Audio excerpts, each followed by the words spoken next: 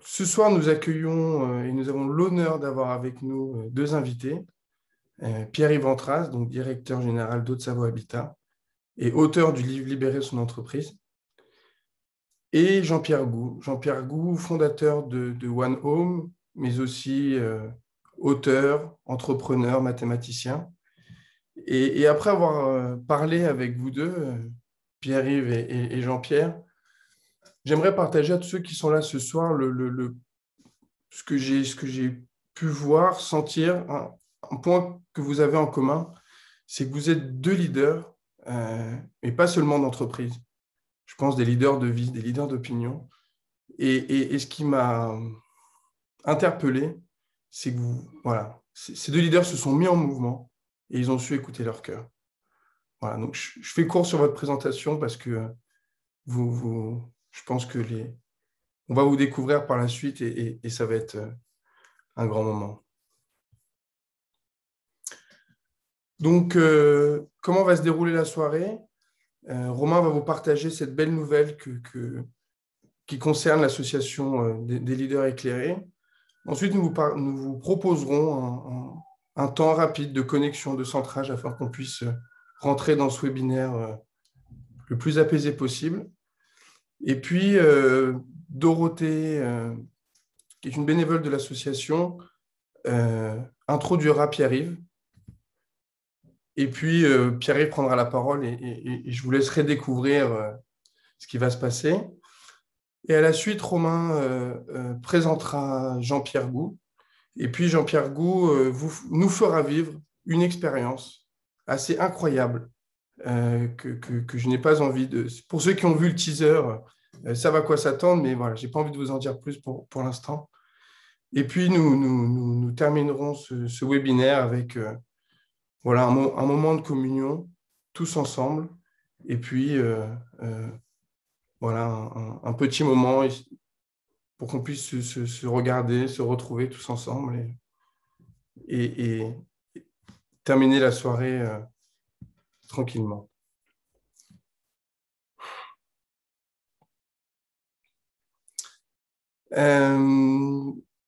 Pour démarrer et pour terminer cette introduction, voilà, j'ai envie de prendre aussi soin de ceux qui découvrent la communauté. Voilà, c'est peut-être le 8e ou le 9e webinaire que l'on fait. On les a commencés il y a 1 an, pendant le confinement. C'était voilà, on a dû réagir par rapport à cette crise sanitaire. Et c'est vrai que notre communauté n'a même pas 2 ans, mais elle se développe très rapidement.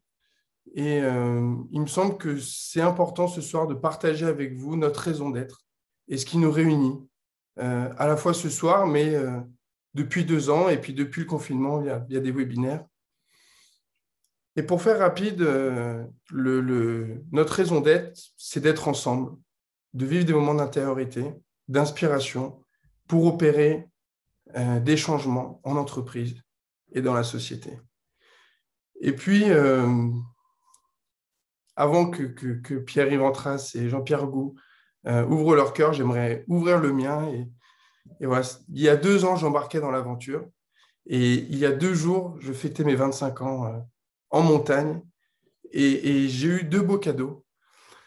Après, on était un groupe de 15 et on a fait une randonnée qui n'était pas facile sur 7 km en haute montagne. Et en arrivant, le premier cadeau, c'était de voir la chaîne des Aravis et de pouvoir célébrer la nature et de se dire qu'il faut qu'on prenne soin d'elle. Et je pense que c'est ce pourquoi je suis engagé avec les leaders éclairés. Et le deuxième cadeau, nous étions un groupe de 15 et de différents profils. Il y avait des hommes, il y avait des femmes, il y avait des petits, des moins petits, des gros, des moins gros. Et en faisant un groupe union, je me suis rendu compte qu'on pouvait aller très loin, tous ensemble, puisqu'on a tous réussi l'ascension, qui n'était pas facile car le climat était difficile, etc. Et je me suis rendu compte que le plus beau cadeau, ce n'était pas forcément la vue qu'on avait à l'arrivée, mais le chemin qu'on a fait tous ensemble. Voilà. Donc ce soir, je suis heureux de partager un bout de chemin avec vous. Et puis, je vais laisser maintenant la parole à Romain et vous souhaiter un bon webinaire à tous. Merci Thomas d'avoir accueilli tout le monde et surtout à ta manière et avec qui tu es de donner un peu l'art aussi de cette soirée qui a été beaucoup préparée avec beaucoup d'amour. On a envie de faire au mieux pour que ça soit un moment fort tous ensemble, mais on a surtout envie d'ouvrir les cœurs, d'être tous ensemble et tu viens de le faire. Merci à toi. Donc du coup, moi j'ai un rôle un peu plus formel là et je vais prendre ma casquette de président de l'association. Et oui, c'est un grand moment en fait ce soir. On a vraiment envie de vous partager, j'ai envie de vous partager l'enthousiasme de mois de travail et de ce qui va être de ce qui est une étape pour la communauté. Donc ça va prendre 5 minutes, hein, mais c'est vrai que quand on a pensé ce webinaire, on s'est dit on veut faire un beau webinaire, mais on veut aussi annoncer quelque chose. Tous ceux qui, depuis des mois, finalement, nous disent mais comment on peut participer davantage, comment on peut s'engager, comment je peux monter quelque chose dans ma région, dans ma ville. Et ben, j'ai envie de vous dire, ça y est, c'est prêt. Donc voilà, je suis très, très heureux de vous annoncer ça. Je crois que c'est une aventure, comme le disait Thomas, qui est assez récente. Et on a envie de vous proposer d'embarquer, pour ceux qui le souhaitent, encore davantage dans l'aventure. Et donc l'association, effectivement, elle a 2 ans. Thomas l'a bien rappelé, on a une vocation qui est tout à fait singulière finalement, qui est de susciter et d'accompagner l'évolution de conscience des responsables d'entreprise. Et on pense que pour ça, la part spirituelle est une clé essentielle. Et c'est peut-être cette singularité qui fait que notre communauté a pris assez rapidement et de façon assez surprenante sa place dans le paysage des organisations de chefs d'entreprise ou de managers en France. Voilà, il y a plusieurs milliers de personnes qui suivent ça. Et je crois qu'humblement, mais avec détermination, notre communauté, vous tous qui êtes là ce soir, le fait de parler de ces sujets de spiritualité, de nommer les choses, de nommer ce lien entre travail intérieur et changement sociétal, ça fait bouger les lignes. Ça fait vraiment bouger les lignes. Et j'ai envie de vous donner juste une information. Vous avez peut-être vu passer, certains ont peut-être participé à une grande enquête que nous avons co-initiée avec d'autres organisations de managers, de chefs d'entreprise qui interpellent directement la question de la place de la spiritualité au travail. Et donc, cette grande enquête va donner lieu à un appel. Donc, je vous annonce que dans les semaines qui viennent, il y aura un appel qui va être assez solennel et qui va être signé par 6 organisations donc de chefs d'entreprise, de managers qui vont appeler, interpeller les responsables d'entreprise pour davantage intégrer cette part de spiritualité, pour davantage la nommer, pour lui faire une place plus grande dans les organisations, parce que notre société en a besoin, notre planète en a besoin. Voilà, quelques informations du coup et je vais vous partager mon écran pour vous annoncer effectivement ce qui arrive. Voilà, avec cette idée de embarquer à bord, les amis. Si vous avez envie d'embarquer encore davantage dans cette aventure des leaders éclairés, c'est tout à fait possible. Et donc, c'est possible sera possible à partir du 1er avril de devenir adhérent de l'association. Et donc, il y a 3 raisons qui peuvent vous inviter à faire ça. La première, c'est vraiment déjà de soutenir finalement la communauté. Voilà, c'est de soutenir son développement. Les adhésions vont permettre de faire rentrer des fonds. Et donc, l'idée de tout ça, c'est de donner encore peut-être plus de rayonnement, sans se presser, sans objectif à atteindre, mais simplement rayonner encore plus fort. Et d'ailleurs, l'idée, ça serait assez rapidement d'embaucher une personne qui serait une permanente dans l'association et qui viendrait comme ça soulager un peu l'équipe de bénévoles actuelle.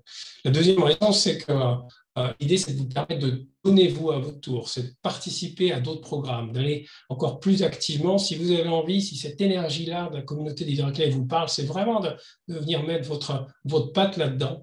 Et la troisième raison, c'est vraiment évidemment, et c'est aussi le cœur de notre raison d'être, c'est que vous puissiez, avec tout ça, en tirer des bénéfices pour grandir, pour vous engager et pour que ça irradie autour de vous, pour les gens que vous aimez, pour vos équipes, pour votre organisation.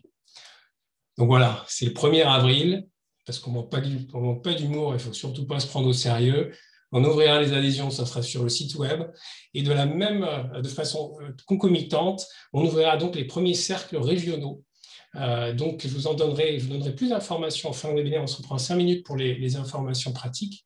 Mais voilà l'idée maintenant, pour ceux qui le souhaitent, de rejoindre un groupe local dans leur ville pour vraiment se rencontrer physiquement et continuer à grandir, continuer à travailler, à questionner leur entreprise et toujours plus loin à s'engager.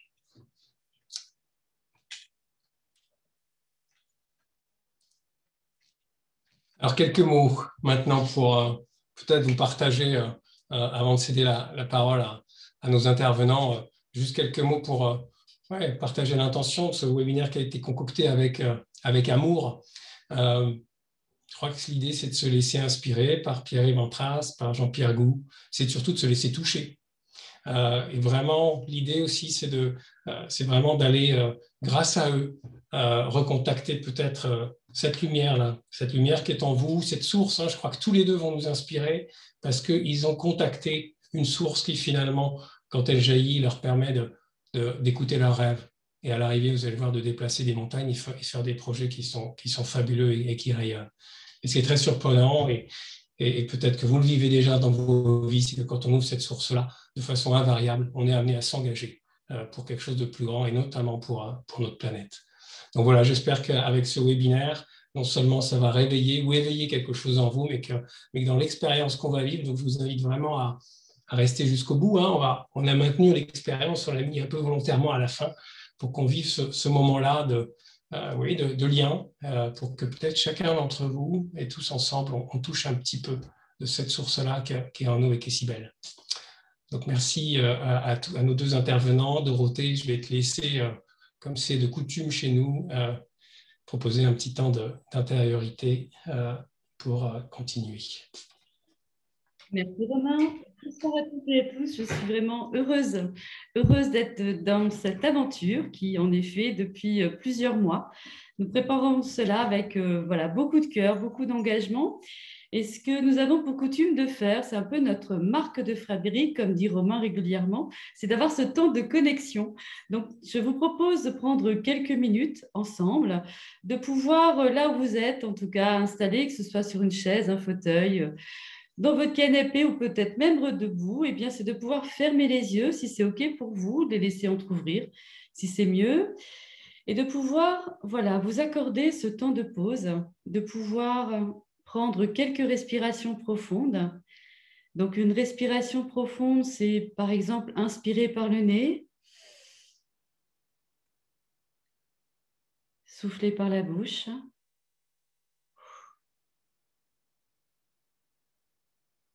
Je vous propose de prendre ce temps de faire 3-4 respirations profondes à votre rythme.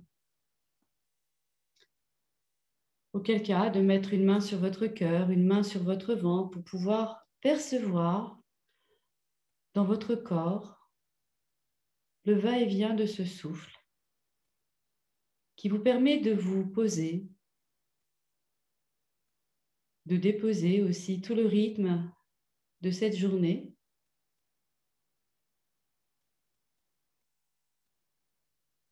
De pouvoir vous remercier de cette parenthèse que vous vous accordez pour pouvoir découvrir ensemble, être connectés ensemble, et tout en maintenant vos yeux fermés, en ressentant ce souffle qui entre par votre nez, qui s'échappe tranquillement par votre bouche. De goûter à cet état de calme qui s'installe peu à peu.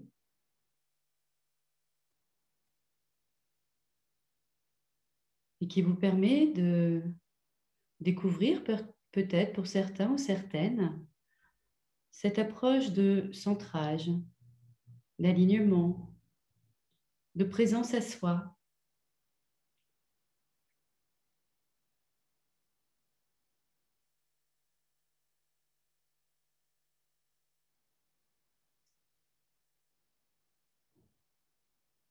Peut-être qu'autour de vous, vous entendez des bruits de circulation, des bruits de voix, du mouvement dans les pièces aux alentours.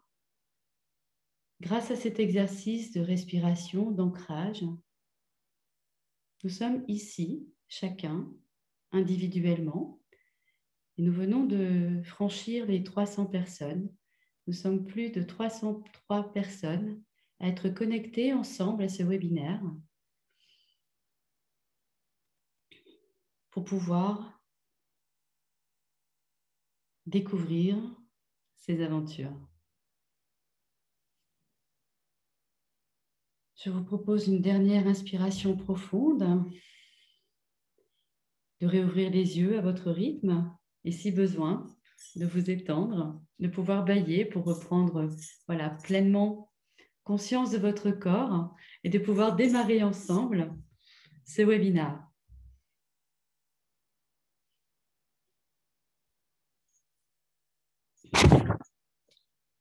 Alors, j'ai maintenant le plaisir d'accueillir Pierre-Yves Antras, directeur général de Haute-Savoie Habitat. Eh bien, bonjour. Oui, et du coup, si ça s'affiche, c'est vachement mieux. Bonsoir Pierre-Yves, comment vas-tu? Ça va bien. Merci Dorothée de nous faire démarrer comme ça par un petit ton de centrage. Ça fait du bien. Merci à toi. Et alors, bienvenue parmi nous. Et voilà, moi, j'aimerais vraiment, par rapport à cette aventure d'entreprise libérée que tu m'as expliqué, bien évidemment, je me suis déjà instruite, en tout cas, par rapport à cette dynamique. Néanmoins, ce qui m'a beaucoup inspirée dans la préparation que nous avons faite ensemble, et aussi dans le livre que j'ai commencé, seulement le livre qui est ici et qui me permet, en tout cas, d'avoir des clés, de pouvoir me les approprier. Ce qui m'a Commencer seulement, mais ça c'est... Alors, en effet, je vais te la faire très courte. Non, allez, non, on a peu de temps alors. Non. Dans le Grand Nord, en fait, les librairies ferment à 18 heures. Ah, c'est pour ça. Voilà. Et du coup, je suis allée à l'arrache samedi le chercher en disant faut absolument faut absolument que je sois crédible pour parler de quelque chose. Néanmoins, j'en suis aux premières pages. Et rien qu'aux premières pages, j'ai déjà en tout cas ce qui vraiment m'agite et ce qui en tout cas m'active, c'est cette dimension humaine, parce que je suis vraiment en tout cas, moi, inspirée sur le fait que toutes les personnes au sein des entreprises, quel que soit leur niveau de responsabilité, tous et toutes avons un rôle à jouer. Et ce qui m'inspire vraiment, c'est qu'au travers de l'aventure d'entreprise qui est la vôtre, qui est née notamment en novembre 2012, ça c'est écrit dans les premières pages, novembre 2012, où tu fais le choix en tant que dirigeant de t'isoler, de pouvoir prendre quelques jours pour te mettre en retrait, de pouvoir écrire en tout cas les pistes qui vont devenir le projet stratégique de l'entreprise.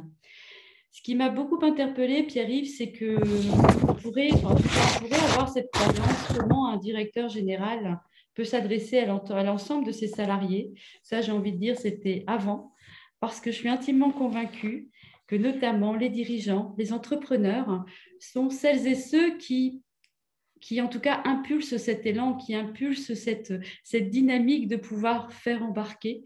Et notamment, donc, dans la dernière préparation que nous avons eue ensemble, lorsque tu m'as dit, en fait, j'ai lancé cet appel et les salariés se sont joints à moi pour pouvoir cheminer ensemble à cet élan.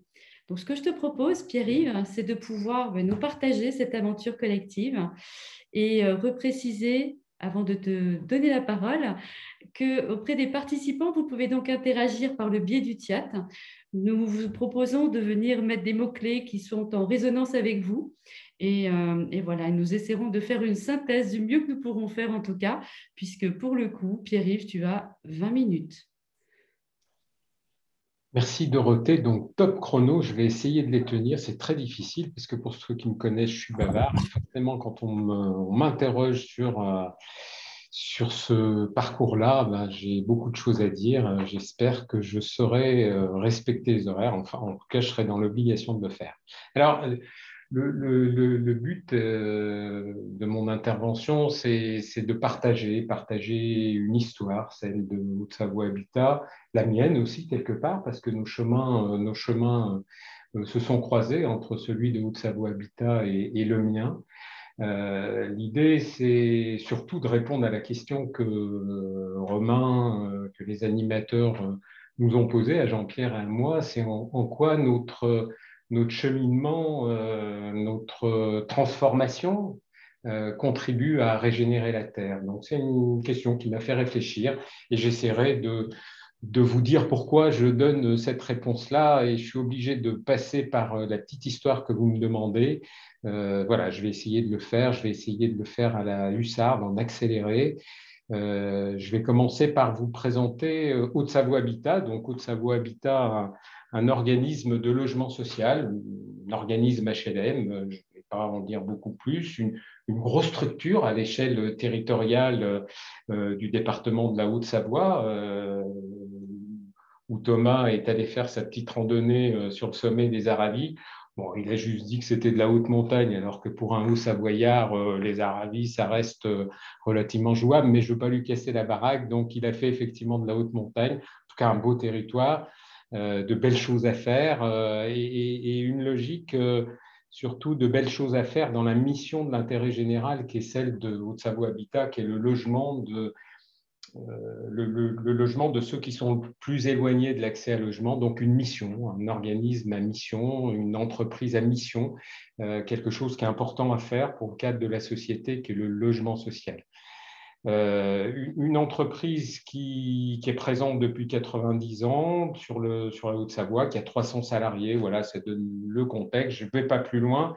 Et un petit résumé de tout le chemin sur lequel je vais revenir, qui a été travaillé par les équipes de Haute-Savoie Habitat pour essayer de résumer tout ce qu'on est et où on en est aujourd'hui par rapport à l'engagement depuis 2012. Un petit film qui fait 5 minutes et que Thomas ou Vincent nous envoie. Si la technique suit, c'est parti et je leur laisse la main.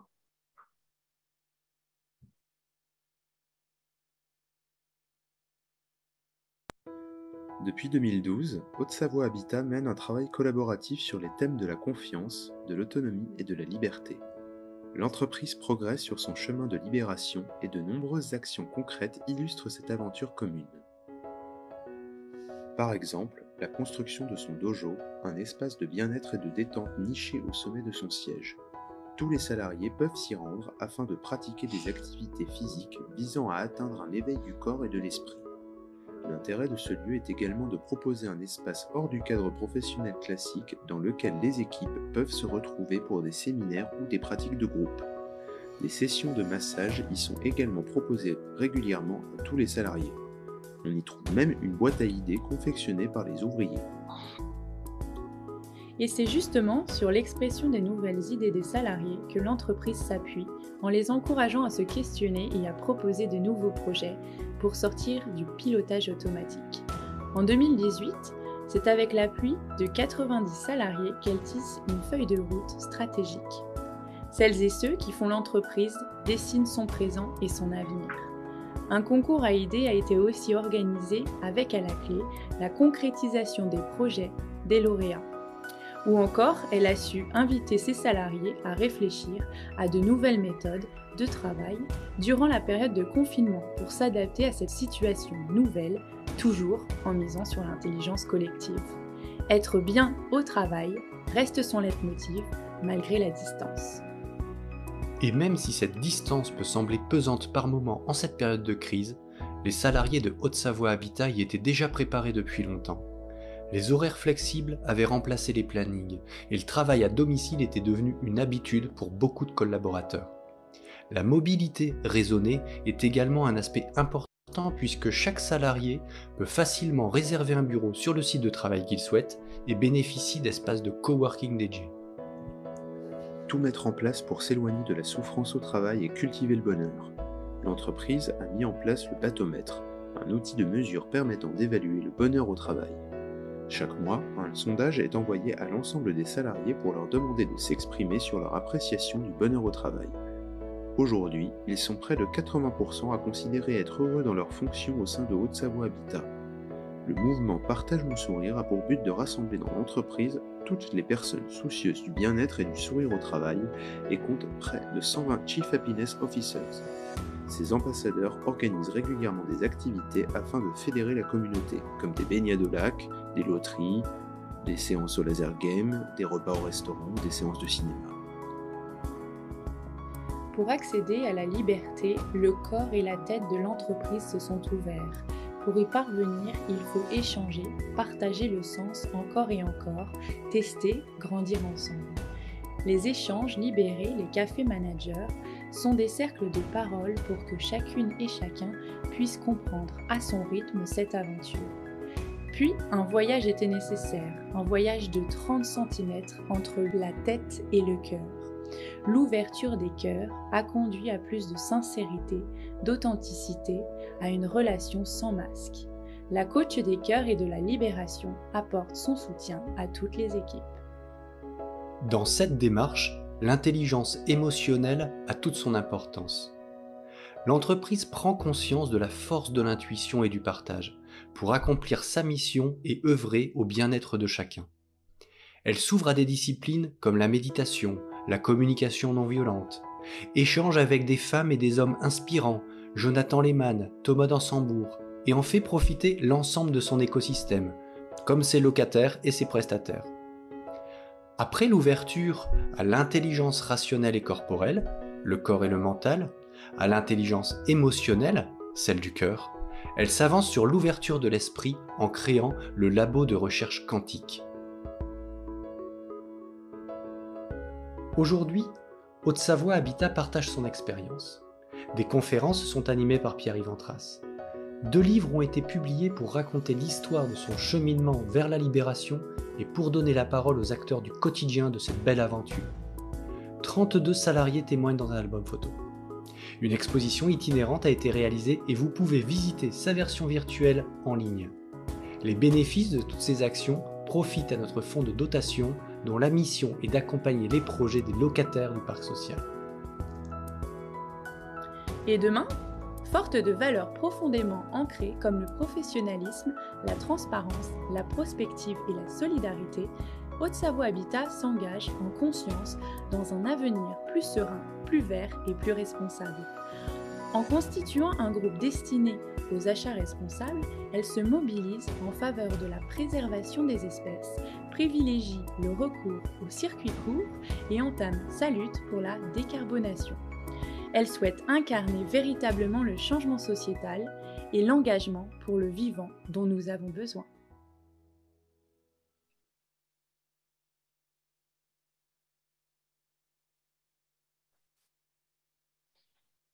Voilà, donc en résumé, en 5 minutes de résumé, des choses sur lesquelles je vais peut-être essayer de revenir tout aussi rapidement. Effectivement, tout est parti de la confiance. L'acte principal, Cap Confiance, projet stratégique d'entreprise, qui nous permet d'avancer sur la logique qui touche aussi le bonheur au travail. Mais qu'est-ce que c'est qu'être en confiance avec une de nos parties prenantes, qu'est le salarié? Et c'est là que tout le fil de l'entreprise libérée a été tiré. Je ne vais pas revenir sur les actions, je n'ai pas le temps de le faire, mais ça a été le début du fil. La confiance qui entraîne la volonté d'être dans le bonheur au travail, ce bonheur au travail qui nous fait engager la définition d'une entreprise de sens, une entreprise du pourquoi plutôt qu'une entreprise du comment, c'est-à-dire que effectivement, en tant que salarié, on se doit d'avancer dans une logique de compréhension, dans une logique de proposition, dans une logique de proposition qui naît d'une capacité à être en démarche participative sur l'analyse, sur la participation à des raisonnements, sur une logique d'engagement sur l'entreprise qui est la nôtre. C'est en tirant ce fil-là très vite que je me suis rendu compte qu'il fallait passer une étape suivante. Cette étape suivante, ça a été, c'est décrit dans le film, certes un peu rapidement, mais la compréhension que l'ouverture des cœurs est indispensable. C'est quoi l'ouverture des cœurs? C'est simplement être... alors, peu importe la sémantique, ou si, prenons-la, en tout cas, c'est notre volonté de dire on parle des cœurs, on parle d'amour, on parle de logique, effectivement, de relation entre les gens, on parle d'un côté positif, on peut aussi parler de psychologie positive, on peut parler de bienveillance, on peut parler, et puis on peut aller jusqu'au bout, on peut aussi parler d'amour, ça nous arrive un peu plus facilement aujourd'hui. Au début, ce n'était pas forcément simple, pas évident dans le cadre de l'entreprise. On ne parle pas d'amour. Eh bien si, on s'est mis à ouvrir ce canal cœur-là qui était freiné par un robinet qui était peut-être grippé. Mais on a pris conscience qu'effectivement, il fallait ouvrir ça, permettre notamment aux managers qui sont la pièce fondamentale de toute cette organisation, tous les responsables d'équipe qui se doivent d'être dans une logique de bienveillance, être dans un partage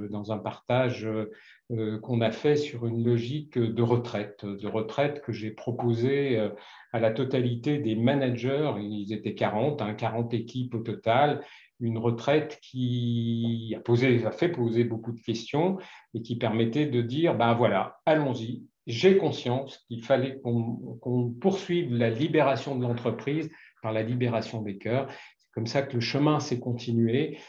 Sur cette option proposée aux 40 managers, 38 ont levé la main en disant on y va, en se posant plein de questions et en ressortant transformés, en ayant compris qu'effectivement dans la construction de la relation à l'autre, tout était possible, tout devait se mettre en place et ça a été le début d'un beau chemin.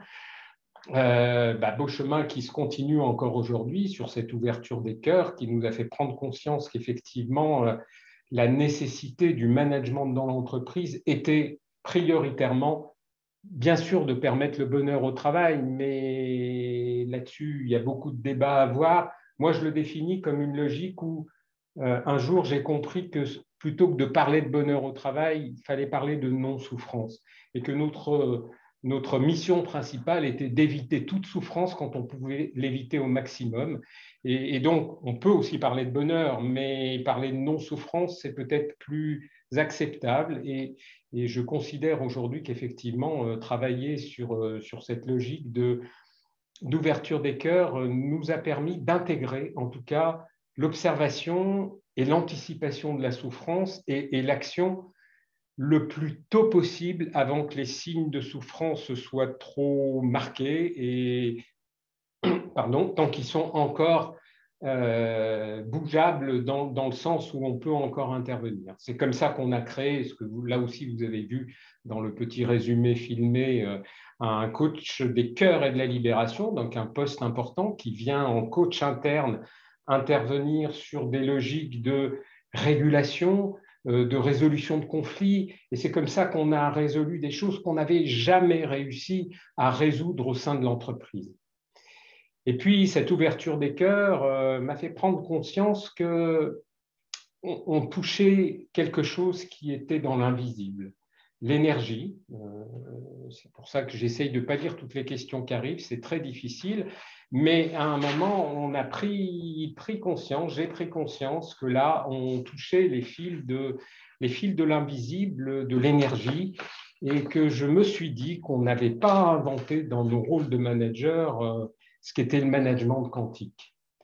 Alors, je n'avais pas la prétention de l'inventer, mais j'avais la prétention et la volonté d'y travailler. C'est pour ça que j'ai décidé à un moment, en le proposant à certains des collaborateurs proches, sensibles à cette logique-là, de créer ce qu'on a qualifié de labo de recherche quantique. Et ça a été une manière d'avancer de façon fantastique dans le rôle managérial et dans la responsabilité qu'on a dans nos fonctions managériales. Le labo de recherche quantique, avec un petit peu de recul sur ce qu'il a pu faire, je me dis aujourd'hui que c'est une instance de direction dont je n'aurais pas pu me passer. C'est aujourd'hui, j'ai par habitude de dire que j'ai deux instances de direction très fortes. Une sur le faire, qui s'appelle le CODIR, comme ça existe dans beaucoup d'entreprises, comité de direction, qui est opérant sur le faire, sur ce que fait l'entreprise. Et puis une autre instance qu'on a appris à définir, que j'ai appris à cerner, qui s'appelle le labo de recherche, qu'on appelle dans notre jargon maintenant, parce que c'est intégré, le labo tout court. Le labo, c'est mon comité de direction du cœur, mon comité de direction de l'être. Et on s'est rendu compte que du coup, on était sur ces deux piliers-là.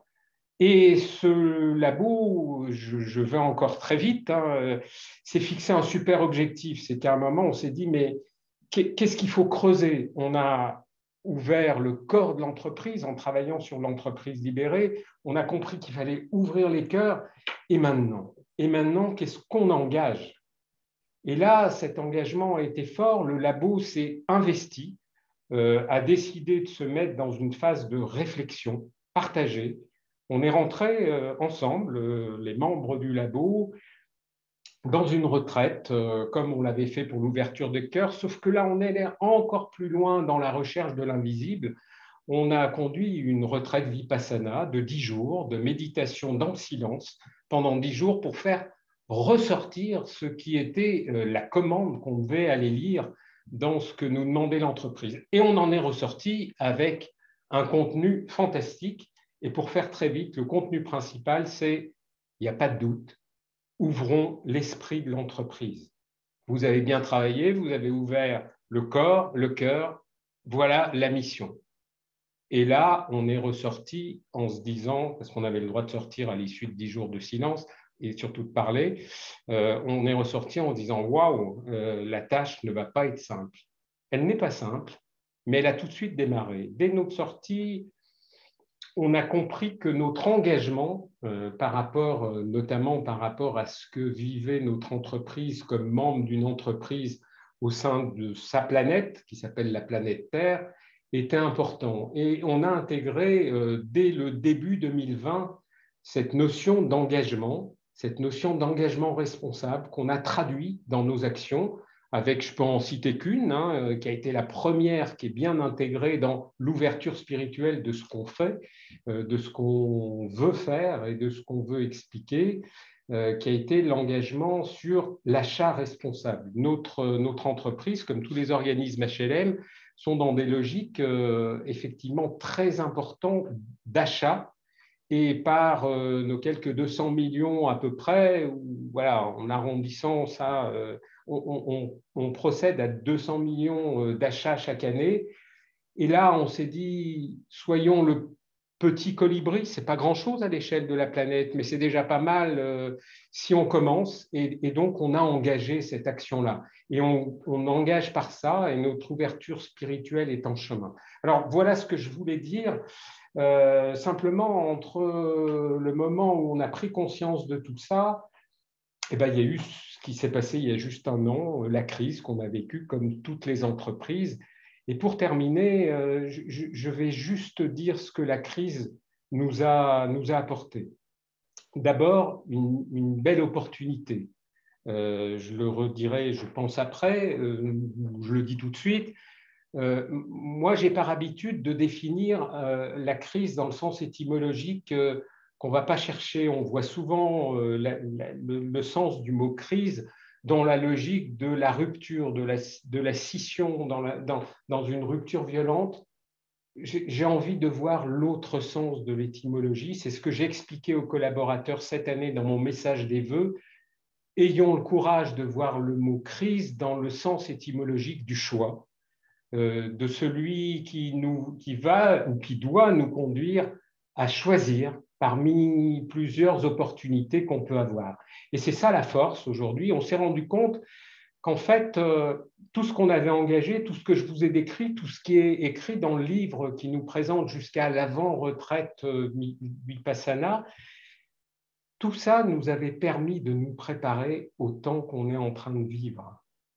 C'est ça notre prise de conscience, c'est qu'en fait, on s'est mis au service de l'entreprise qui, par le message spirituel qu'elle nous adresse, qu'on appelle ça intuition, qu'on appelle ça écoute, qu'on appelle ça mise au service de ce que veut nous dire l'entreprise, eh bien, avec ce principe-là, on s'est rendu compte qu'on a été en capacité de se mettre en écoute de la structure et de se préparer à ce qu'elle vive son acte fondamental qui est celui qu'on est en train de vivre, qui est celui d'une transformation nécessaire.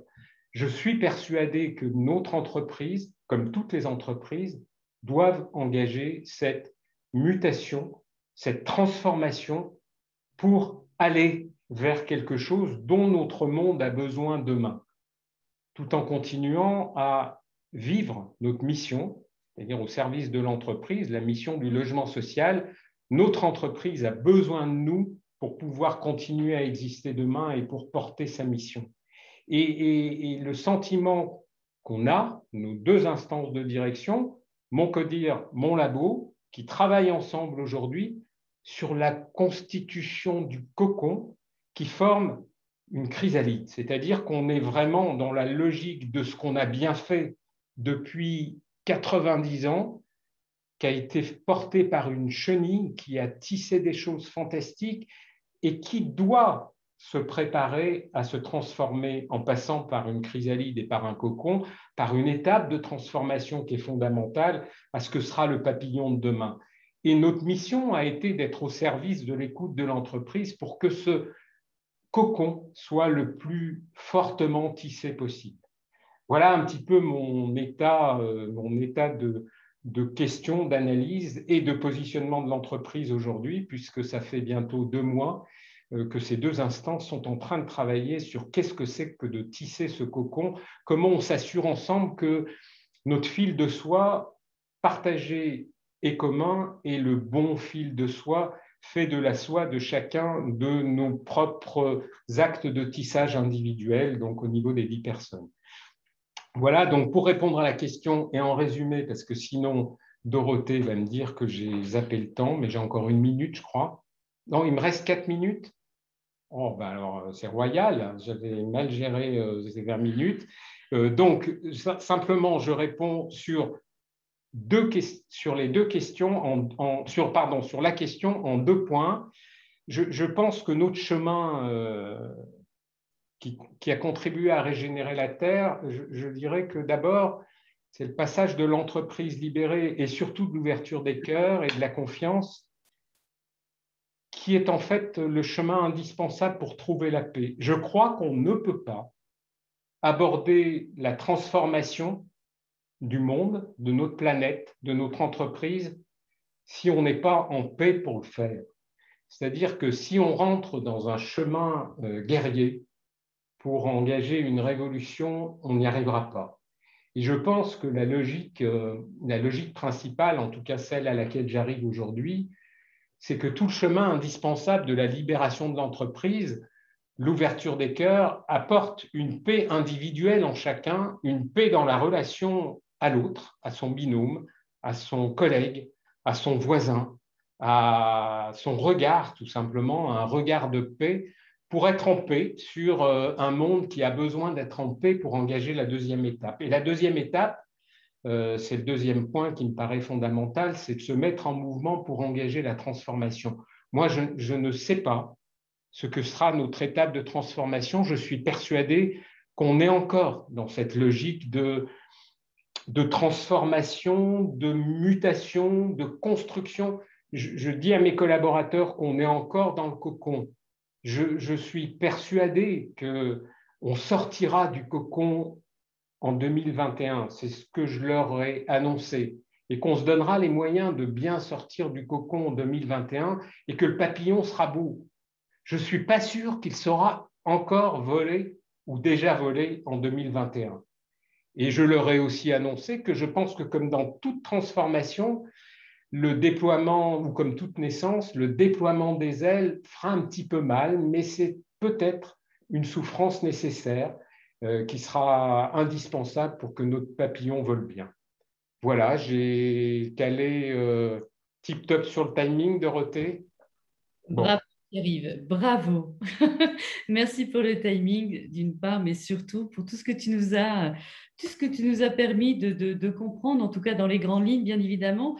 Je vois au travers du chat les différentes questions auxquelles Pierre-Yves a pu répondre par la présentation qu'il a faite. Et notamment, donc, je vous invite, alors autant vous l'aurez compris pour ceux et celles qui étaient en début de webinaire, il y a ce livre qui va donc apparaître logiquement. Je pense que Thomas ou Vincent pour l'approche technique, pour pouvoir apporter en tout cas l'image au niveau du livre. Le livre qui notamment retrace le cheminement, car en synthèse, la transformation, il ne suffit pas de décider. La transformation, en fait, est un cheminement, et pour que le cheminement puisse en tout cas opérer dans l'expérience qui est la tienne et la vôtre avec l'équipe Pierre-Yves, c'est qu'au-delà d'un CODIR, il y a eu ce comité de direction des cœurs qui se traduit chez vous comme étant un labo. Donc, évidemment, osons ouvrir nos cœurs en entreprise il y a aussi cette place-là, il y a aussi cette place pour pouvoir laisser la magie des individus opérer. Et le début, en tout cas, c'est de pouvoir avancer ensemble en étant apaisés. Merci encore, Pierre-Yves. Et je passe donc maintenant la parole à Romain. Merci Dorothée. Moi, je vais vous présenter brièvement Jean-Pierre Gou, qui va maintenant nous partager à son tour ce projet assez merveilleux qui t'anime, Jean-Pierre, depuis des années. Et on s'est rencontrés, on s'est parlé la première fois il y a seulement quelques semaines, et je ne sais pas si je te l'ai dit, mais tu avais fait ma journée. C'est-à-dire, tu m'avais illuminé la journée avec ce projet One Home, qui est à la fois touchant, incroyable et ambitieux. Je suis très heureux que tu joignes à nous là et que tu nous fasses partager ce projet qui sort de ton cœur et qui est peut-être un petit peu aussi une incarnation ou une matérialisation de qui tu es, de ton chemin d'homme et de ton chemin spirituel.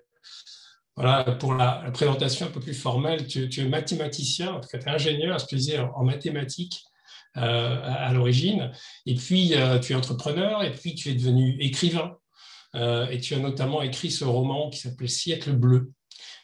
Siècle bleu, je ne vais pas vous le recommander, vous arrivez à la conclusion vous-même que ça sera intéressant d'aller vous le procurer pour le dévorer comme je l'ai fait, parce que Siècle bleu, ça nous dépeint à la fois ce qui est ton espoir à toi, mais ce qui est aussi peut-être le chemin de conscience que notre humanité peut faire pour renouer avec peut-être notre planète, renouer avec Gaïa, avec notre Terre.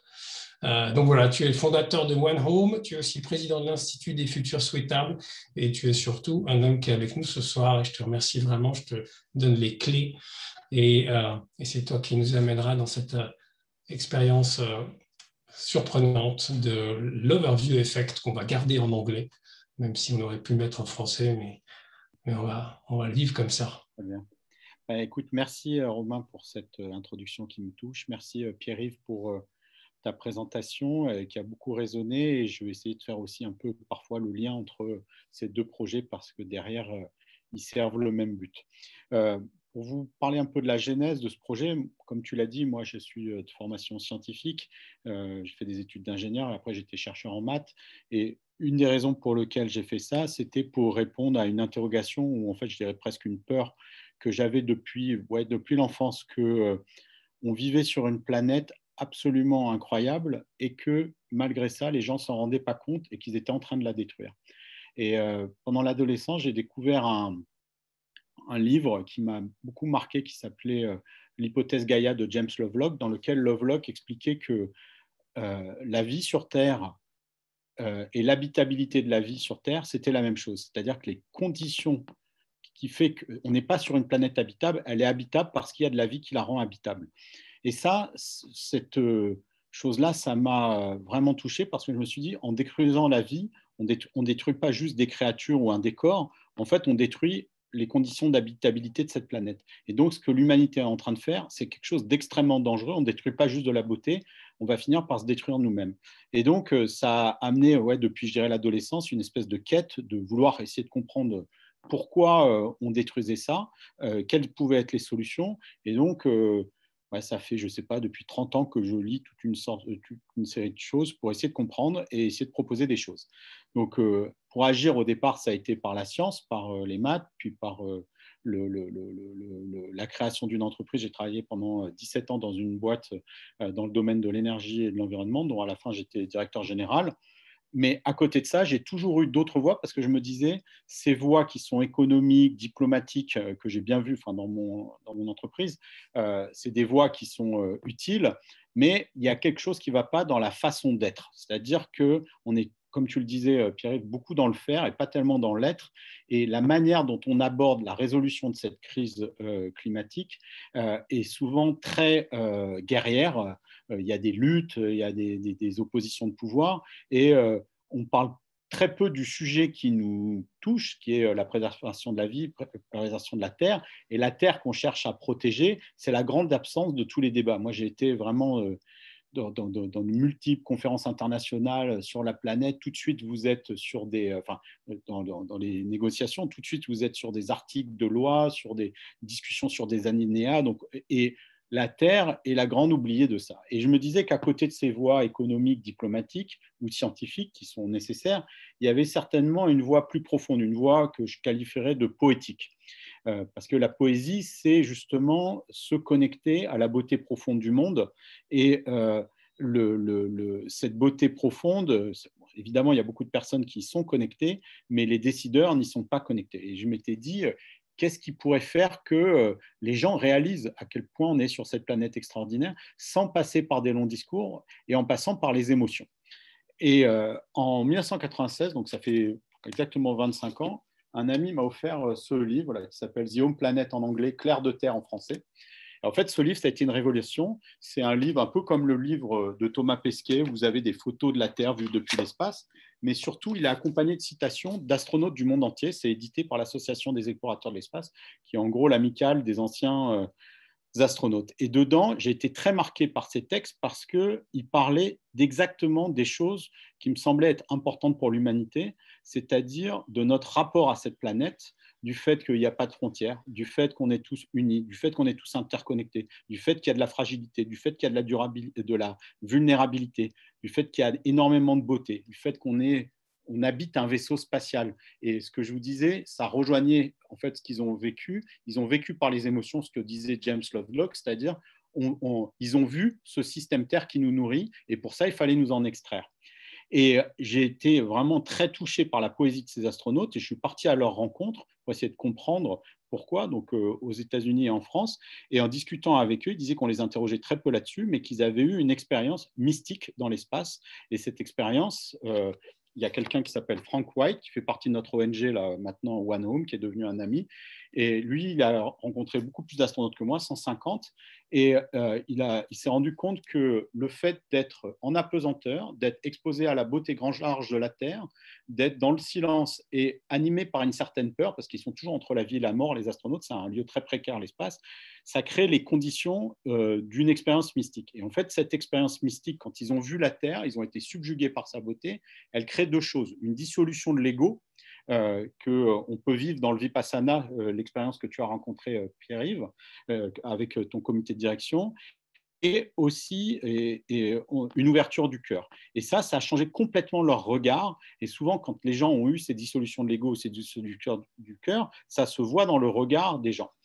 Et donc, comme c'est une expérience qui est essentiellement sensorielle, je me suis dit, mais ça doit quand même être possible de la reproduire. Donc là, je vais vous partager mon écran pour la suite. Attendez 2 secondes.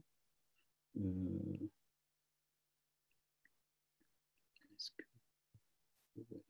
2 secondes. Est-ce que vous voyez? Attendez 2 secondes. Voilà. Donc, je vous partage mon écran. Donc, je vous présentais le projet One Home. Donc, ça a été une quête qui a démarré en à peu près 1996, donc il y a 25 ans. Et au départ, la recherche, c'était de trouver les images qui provoquent cette ouverture de cœur si on voulait le simuler. Dans son livre, Frank White, il expliquait que les astronautes qui avaient eu le plus grand overview effect, c'est ceux qui s'étaient extraits de l'orbite terrestre, c'est-à-dire au-delà des 400 km où il y a la Station spatiale internationale, et d'aller beaucoup plus loin vers la Lune. Et parmi eux, celui qui a le plus gros overview effect, c'est Edgar Mitchell, qui a même créé un institut des sciences noétiques, qui est un institut d'analyse de la conscience. Et en voyant la Terre en entier, ça lui a fait quelque chose de fort. Donc il y a cette photo en 1968, Earthrise, qui avait marqué les esprits. Et en 1972, il y a eu une deuxième photo qui s'appelle Blue Marble, qui était la première photo de la Terre prise en entier. Et cette photo, elle a complètement bouleversé le cours de l'humanité, parce que pour la première fois, on voyait notre Terre comme quelque chose de petit, quelque chose de magnifique, et on la voyait en entier. Et même pour la Terre, dont on est une des parties, cette prise de conscience, c'est peut-être la première fois où elle s'est vue elle-même. Donc pour moi, cette année de 1972, c'est une année clé. Et ça a été aussi une année clé dans l'écologie. Et c'est intéressant que cette bouée de sauvetage nous arrive pile dans cette année de bascule.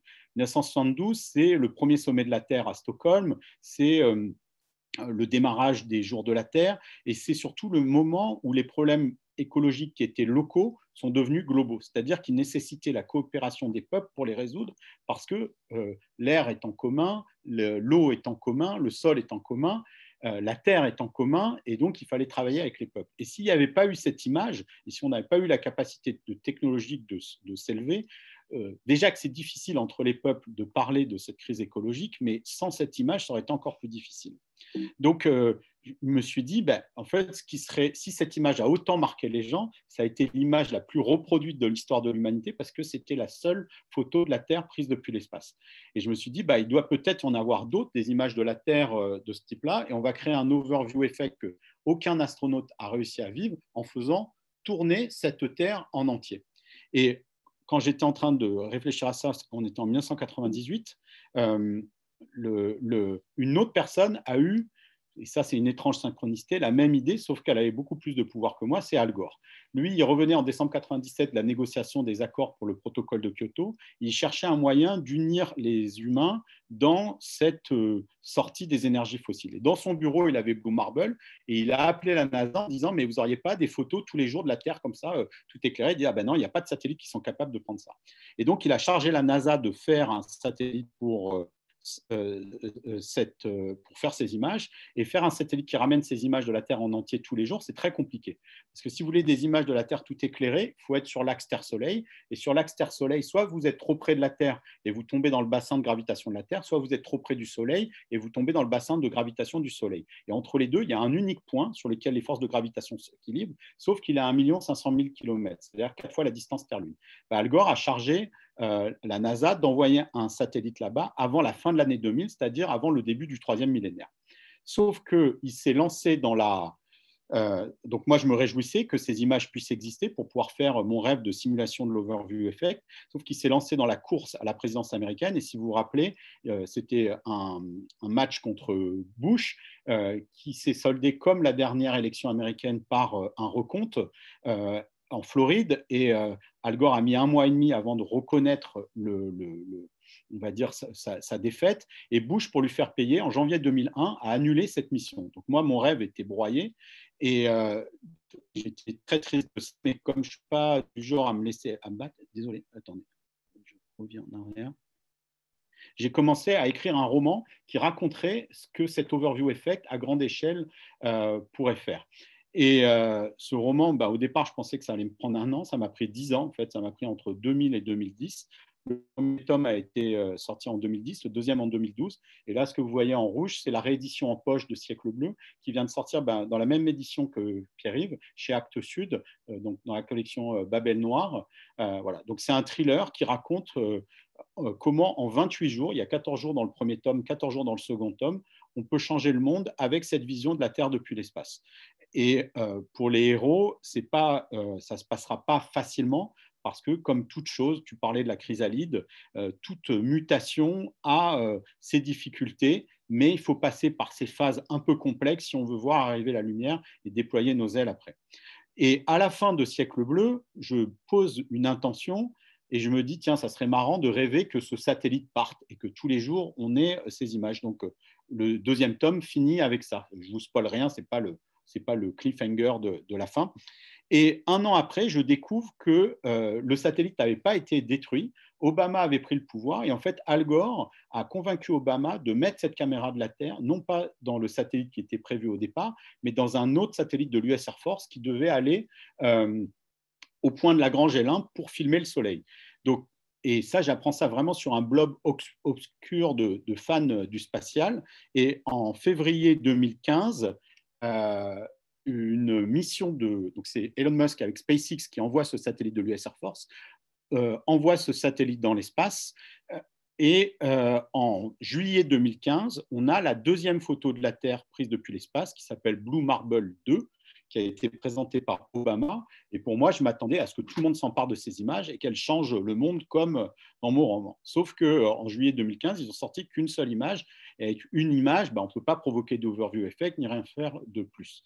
Et ils promettaient qu'en septembre 2015, il y aurait beaucoup plus d'images. Et effectivement, en septembre 2015, tous les jours, sur le site web de la NASA, il y avait 10 photos de la Terre prises sous différents angles, mais il n'y avait pas une vidéo qui permette d'avoir la vision qu'aurait un astronaute placé au point de Lagrange-L1 en voyant tourner la Terre.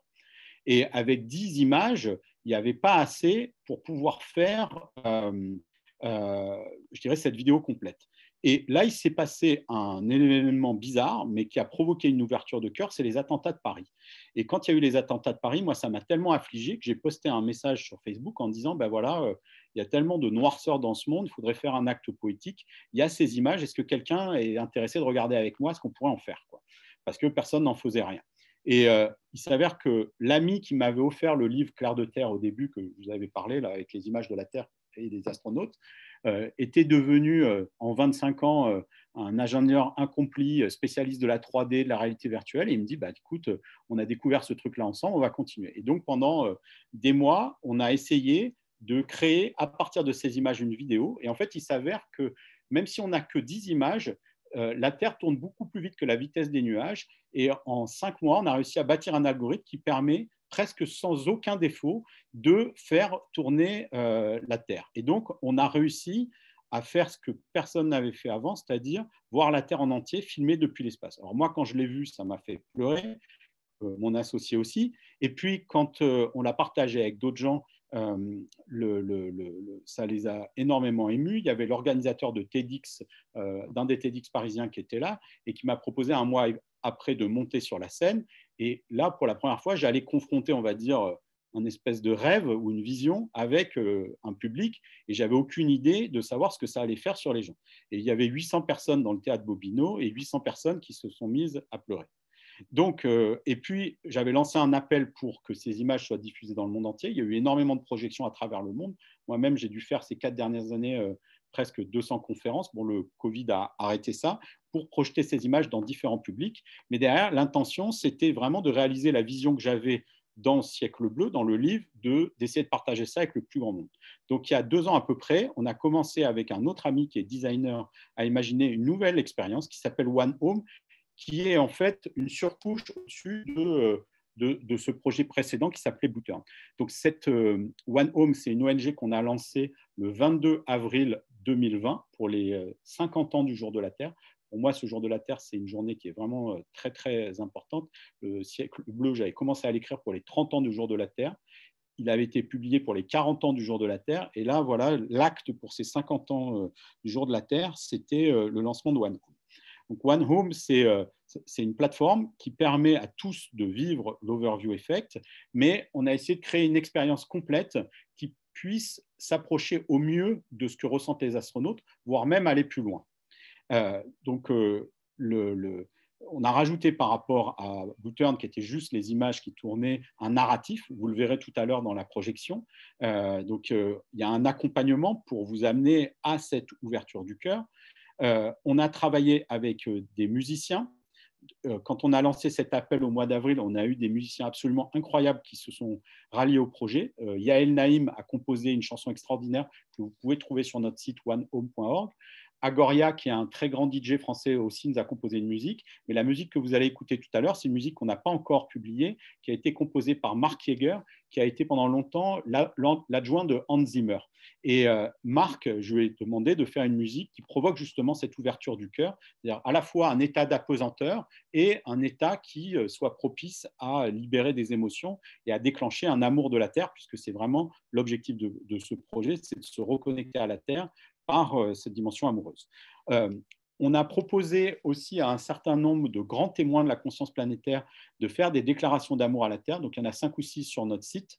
Donc, on a Jean-François Clairvoy, qui est un astronaute français et un de nos parrains, nous a fait une magnifique déclaration. Satish Kumar, pour ceux qui connaissent, qui est un des fondateurs du Schumacher College et leader du mouvement de Deep Ecology, un grand activiste de la paix et de l'écologie, qui nous a fait une magnifique déclaration. Nicole Stott, qui était la première artiste à être allée dans l'espace, nous a aussi fait une déclaration.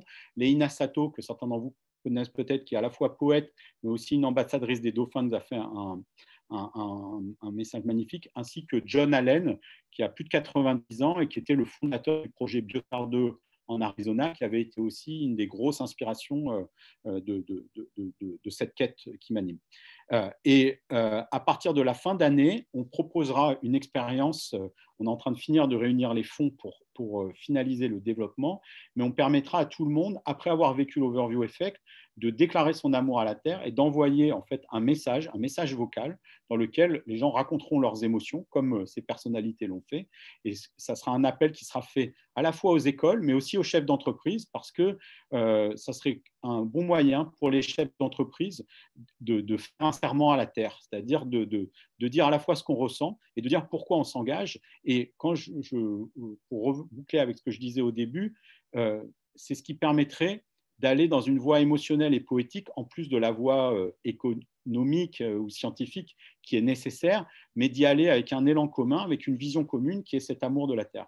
Et pour la Terre, qui est la grande oubliée, ça lui donnera symboliquement l'impression que les humains s'intéressent à elle et l'aiment, et symboliquement, c'est quelque chose d'important.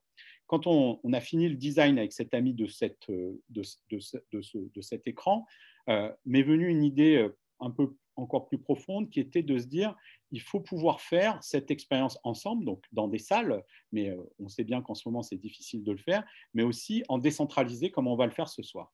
Et j'avais une image qui me venait, qui était celle des cercles que l'on a parfois dans les tribus, où les gens jouent du tam-tam, se mettent à l'unisson, et quand on se met à l'unisson, il se produit quelque chose parfois de magique, parce que les gens arrivent à former un, c'est-à-dire les gens qui sont présents fusionnent dans une sorte d'unité par la musique et par la vibration. Donc, on a rajouté en fait à One Home une expérience qui sera lancée pour le coup en 2022, dans lequel les gens pourront à des moments donnés faire des séances de cercle ensemble, et il n'y aura qu'à chaque heure un cercle unique, donc il n'y a pas des cercles privés, tout le monde sera ensemble. Par exemple, là, vous avez une vision de ce qui se passerait si donc ça sera aux heures pile, les gens se connecteront et diront tiens, je veux être là dans le cercle suivant, et on verra des petites lumières s'allumer à travers la Terre, de là où sont les personnes qui vont se mettre, et ces personnes-là, on aura un algorithme qui va les placer en cercle, et il va les placer en cercle d'une manière très particulière où on va mettre les gens les plus éloignés des uns des autres. Par exemple, si on a 500 Français et 500 New-Yorkais, on fera un New-Yorkais, un Français, un New-Yorkais, un Français, un New-Yorkais, un Français. Et on vous révélera qui sont vos deux voisins. Et en fait, vous ferez l'expérience en voyant vos deux voisins, non pas en les voyant avec une caméra, mais en ayant leur identité. Et vous aurez la possibilité après de garder un lien avec eux et d'aller voir leur étoile d'amour et comment ils ont réagi. Et si c'est un Portugais, un Bulgare ou un Chinois, même si vous ne comprenez pas sa langue, vous comprendrez son émotion en écoutant son message. Et donc, ce qu'on veut, c'est créer des liens. Et ça vient d'une discussion que j'avais eue notamment avec Jean-François Clairvoy, qui disait que l'overview effect, c'était quelque chose de très profond, personnellement, quand on voyait la Terre depuis le hublot, mais c'était encore plus fort quand dans la Station spatiale internationale, ils étaient plusieurs à regarder la Terre parce qu'ils avaient senti une espèce d'énergie qui les traversait.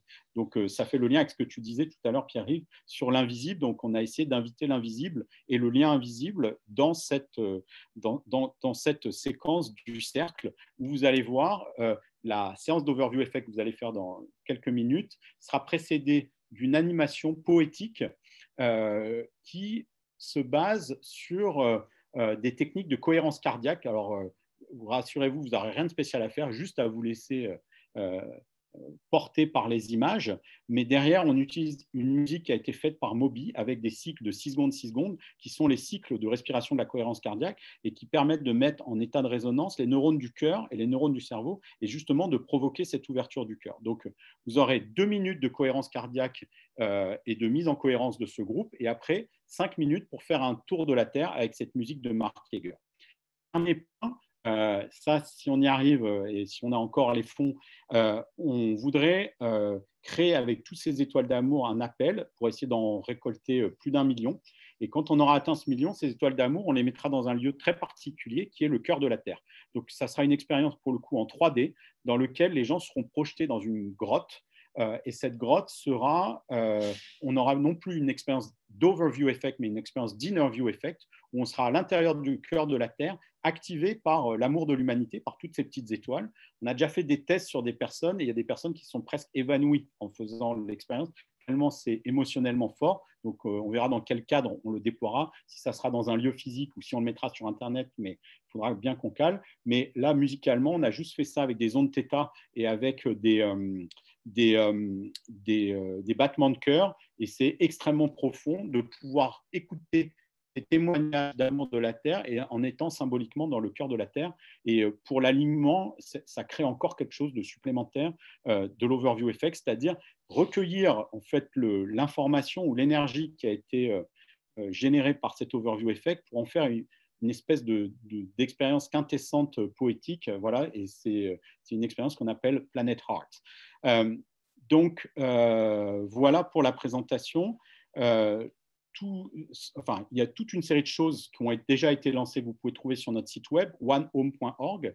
Je vous encourage aussi à aller sur notre compte Instagram, Facebook, Vimeo, YouTube, onehome.org. Je vous mettrai ça dans le chat tout à l'heure et puis on enverra certainement un mail aux gens avec les différents liens. Mais pour l'instant, ce que je voudrais, c'est que je vais couper ma caméra, revenir avec vous. Vous prépariez à l'expérience que vous allez vivre. Donc, dans 1 minute ou 2, on va lancer cette vidéo. Donc, vous allez voir des images qu'aucun astronaute n'a fait, puisque aucun astronaute n'est allé aucun astronaute n'est allé au point de Lagrange L1, qui est le point le plus merveilleux de l'univers pour admirer la Terre, puisqu'il n'y a aucune énergie à déployer et vous êtes face à Gaïa, face à la Terre.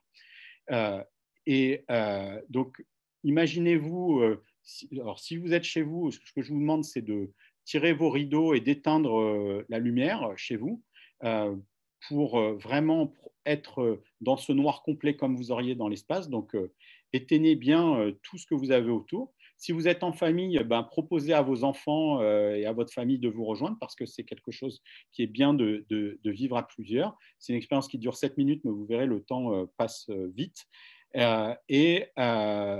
Donc, je vous laisse encore quelques secondes et on va pouvoir commencer cette vidéo. Donc, vous aurez 2 minutes de cette phase de mise en cohérence avec cette musique de Moby et ces petites étoiles qui nous symbolisent. Et puis, après ce tour de terre, et après ça, vous aurez la possibilité dans le chat de partager vos émotions et on réagira à ces émotions que vous aurez partagées. Donc, voilà, je vous souhaite un bon voyage et on se retrouve à l'issue de ce voyage.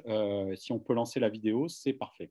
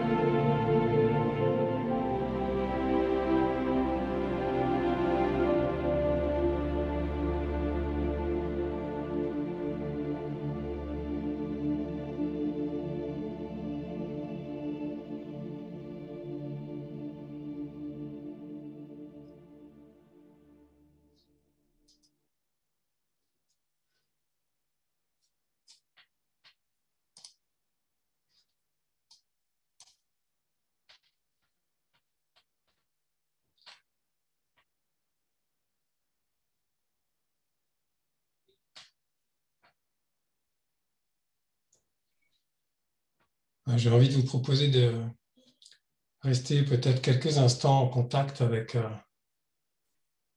peut-être l'émotion ou le sentiment là, qui vous habite.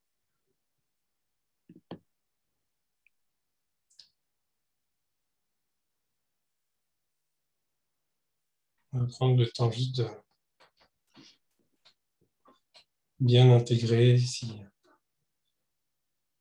quelque chose s'est déplacé en vous et quand c'est le moment juste pour vous, si vous le souhaitez, vous pouvez rallumer votre caméra et puis saisir dans le chat peut-être l'émotion, ou le message d'amour que vous avez envie d'envoyer à la Terre, que vous avez envie de partager à notre cercle ce soir.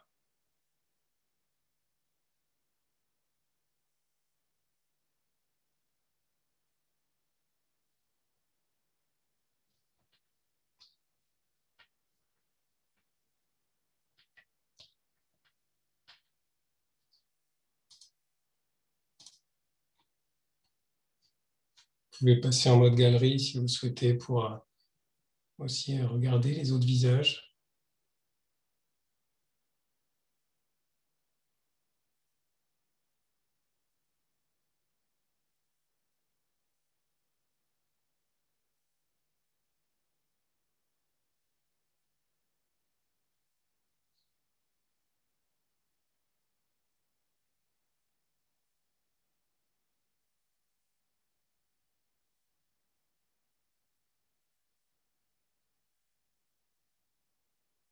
On n'avait pas cherché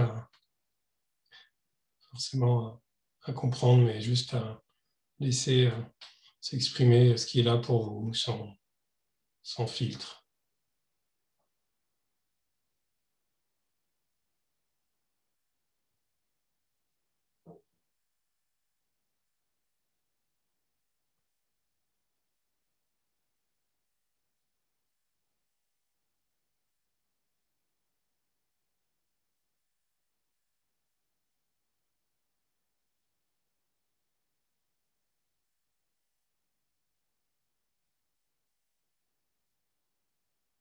Merci pour ceux qui partagent.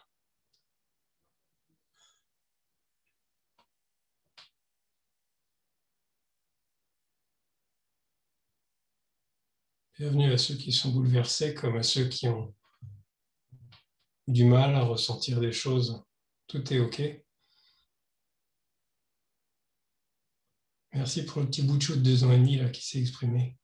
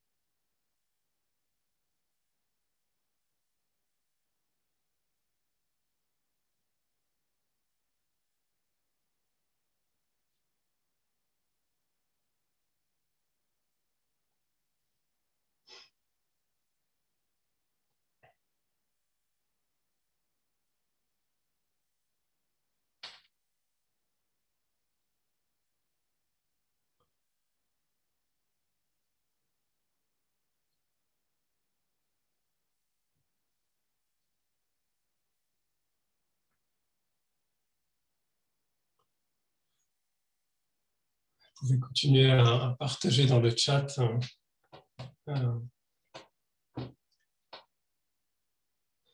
Peut-être qu'on fait aussi tous ensemble l'expérience que cette source dont on parle, elle est peut-être juste là, et que grâce à cette expérience, et grâce à Jean-Pierre qui est allé au bout de son rêve, qui est toujours en train de le vivre, on peut nous à notre tour la vivre.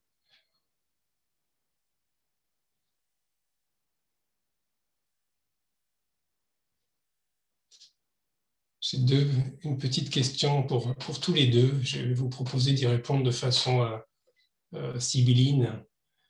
Peut-être Jean-Pierre, toi, si tu pouvais juste nous partager en quelques mots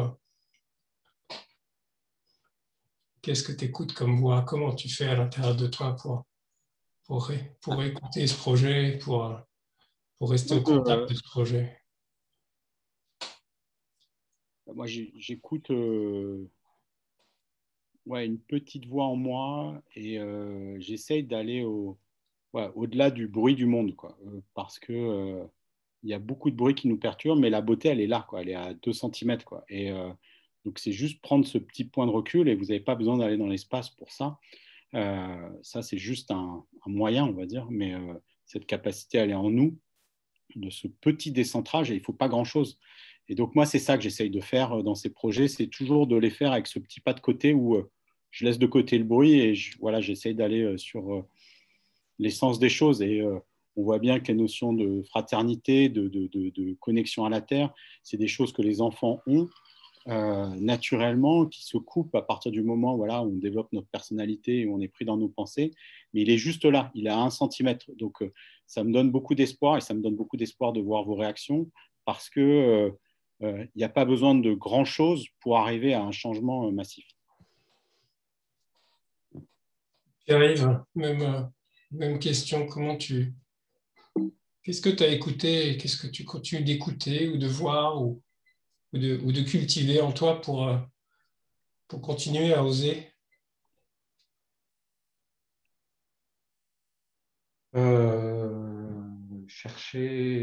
Continuer à chercher le feu sacré, et être toujours dans une logique d'avoir l'impression qu'il y a toujours à faire.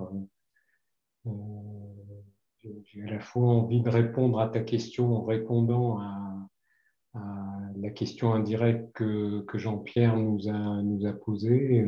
C'est on est là, quoi. On est là. Et on peut compter sur nous. Enfin, il y a une logique de force, d'émotion et de partage qui est intense. Voilà.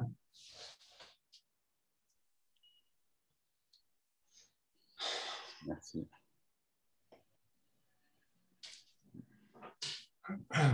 C'est compliqué pour moi parce que moi aussi je suis bouleversé. Mais c'est chouette.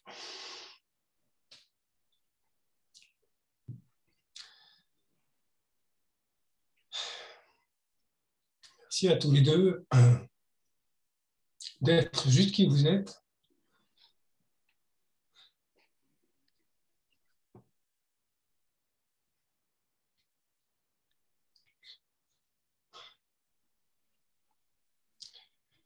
Merci de l'offrir.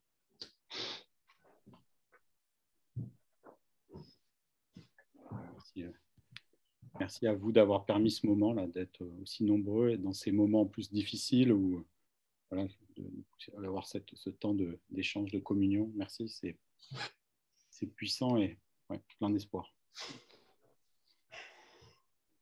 J'ai envie de vous remercier tous là, qui êtes dans le cercle depuis 1h30 là, d'oser aussi écouter et d'oser y croire, d'oser rêver. Et d'oser peut-être pour les enfants qui sont pas loin. Là. Moi, j'ai ma petite fille qui est pas loin. Il y en avait qui étaient sur les genoux de leurs enfants, visiblement. J'ai quelques mots à vous dire pour conclure ce webinaire. Je laisserai Dorothée dire quelques mots. Moi, j'avais quelques informations à vous faire passer sur notre communauté. La transition n'est pas facile. J'ai juste envie de dire que c'est juste ça la raison d'être de ce qu'on fait dans cette communauté. C'est d'aider les uns les autres à voir ce qui est beau en nous, oser écouter. Voilà, c'est des leaders comme Pierre-Yves, comme Jean-Pierre, comme plein d'autres qui sont là ce soir, comme plein d'autres qui existent sur cette planète. C'est ça des hommes et des femmes qui aujourd'hui sont en train de faire ce chemin de conscience et d'écouter ce qu'il y a à l'intérieur, ce qui est en train de... Là, moi, c'est de l'émotion, et il y a aussi quelque chose qui bouillonne dans l'idée d'y aller, dans l'idée d'oser, d'oser rêver demain. Et voilà, c'est ça la raison d'être de notre communauté. C'est de créer des moments comme ça. Et c'est de les créer aussi souvent qu'on en a besoin pour faire des projets de dingue, comme ce qu'on vient d'avoir ce soir comme démonstration. J'ai une ou deux diapos, juste pour qu'on se donne rendez-vous pour la suite, si vous avez envie de vivre ça, de vous engager dans ce chemin-là du cœur, de l'être. C'est ça qui nous a été partagé ce soir. Donc, je vais vous partager 2 dernières diapos.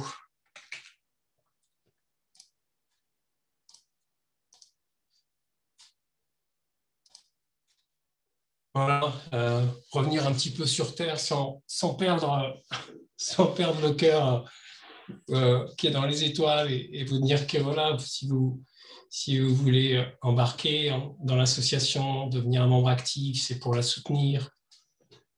C'est vraiment l'idée maintenant de passer un cap aussi, j'allais dire accélérer, mais j'aime plus tellement ce mot, simplement un petit pas de plus, un petit pas plus haut, peut-être en rejoignant un cercle dans votre région, dans votre ville, donc avec une fréquence d'environ 9 rencontres par an pour vraiment être les uns les autres ensemble, cultiver là ces moments qu'on vient de vivre, mais les cultiver dans le souci que ça soit rayonnant pour les équipes, pour toutes les parties prenantes, pour la société. Et à quel point ce travail-là, il est beau.